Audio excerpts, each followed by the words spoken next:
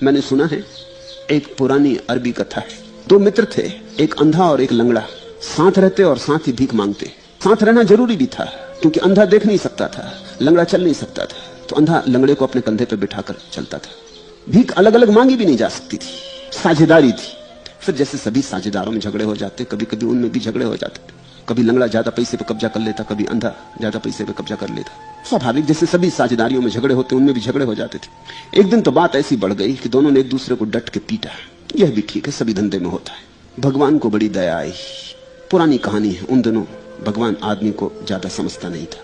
भगवान ने सोचा कि अंधे को अगर आंखें और लंगड़े को अगर पांव दे दिए जाएं तो कोई एक दूसरे का आश्रित न रहेगा, एक दूसरे से मुक्त हो जाएंगे और उनके जीवन में शांति होगी। भगवान प्रकट हुआ और उसने उन दोनों से कहा कि तुम वरदान मांग लो, तुम्हें जो चाहिए हो मांग लो। क्योंकि स्वभावतः भगवान ने सोचा कि अंधा आंख मांगेगा, लंगड़ा पैर मांगेगा, मगर नहीं, आदमी की बात पूछो ही मत। उन्होंने लंगड़े को दर्शन दिया, पूछा कि तू मांग ले, तुझे क्या मांगना है।